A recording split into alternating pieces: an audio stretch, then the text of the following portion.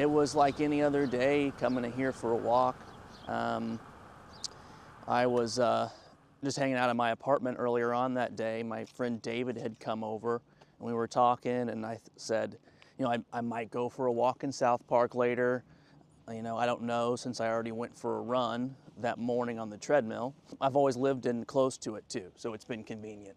I was really looking forward to coming back. I don't know why, but I just, it sounded satisfying for me to come back actually pretty quickly after I got out of the hospital. If I remember right, I actually came back, at least drove through it the day I got out of the hospital, or maybe the day after. This is just one area where it happened. This would have been the end of it before the police got here, before the ambulance got here. This is just part of my normal walk. I walk down here, and I walk through that creek, and then I walk up to the top of that meadow over there. Sometimes I hang out for a little while by the water. And at this point, you have no idea. No idea. No idea. No idea. Isn't this pretty?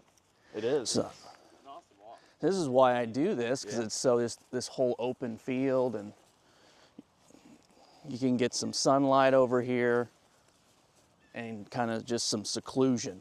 I believe every time I've walked up here since then, I've thought about it. I had walked up like around here somewhere and kind of was turning. This is the best I can remember it, turning, and the 3 dogs are just coming up on me. They weren't sprinting the whole time, but they were just walking towards me, and didn't stop, basically. Once I saw them and how close they were and coming towards me, it did seem like they were up here to attack me. And then that's what they did. Really shortly after. I thought, should I run this way or should I run that way? And I chose to start running that way. Oh, I first thought I'm dead. You know, this is, you know, language I shouldn't use on camera for the TV. But thought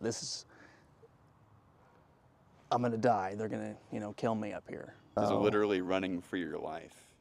Yeah, for sure.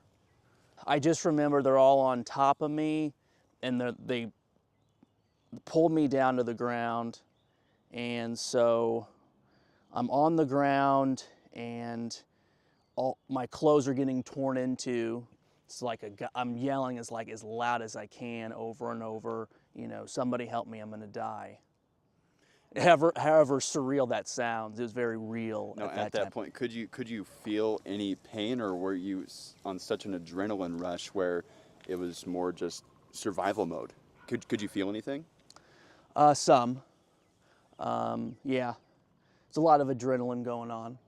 They were chasing me the whole way. They were right on me the whole way, and I was being bitten some in the process of the run on my thighs. These are my boys. They wanted to take this adventure along with me, I guess. Oh, that's my friend David. Yep. It was funny. And my girlfriend on Liz. Facebook, and then you gave me. If anybody's looks on the documentary. All right, guys, let's get our shoes wet. All right. Just to be honest, there really wasn't there was no break. It was just constant. You know, really, I just feel lucky. It just could have been so much worse. You know, there are worse things that can happen, worse ways to possibly die. How has this changed your life? Has it given you any kind of new outlook, perspective, or does it feel like a second chance? Or how has it changed your life? Yeah, it's helped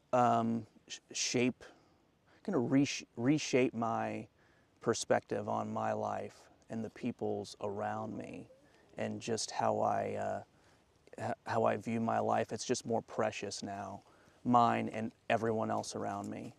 And also, I wouldn't take back this experience either. If somebody took this experience from me, I would be upset about that. It's been really satisfying and really rewarding and comforting. How was that something did you like talk This was the hooded sweatshirt I was wearing.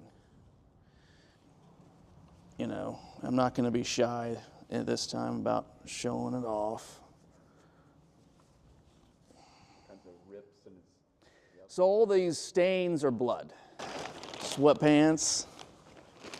Coming face to face with what could have been his death, I think he just wanted to sort of drill down into that and see after the fact where that happened and what led up to it, and just sort of digest that and think about it. some of the hair that was torn off here. So, yeah, that'd be my hair. Yep, that's my hair. Cool. I didn't even notice that until now. And all this stuff gets me back in touch with it. And leaning into this and going towards it all has been really helped me, I guess you could say, recover from it. Right off the bat, you've got to think about, you know, Jerod's in his 30s, he's an athletic guy. What if it had been a child or an elderly person that this had happened to? Obviously, we'd have a much different outcome. But I've been just astonished at his resilience and what he's taken away. I can't answer why, but I can answer some motives around making it, where I've got a story here already, and I've got a filmmaking background.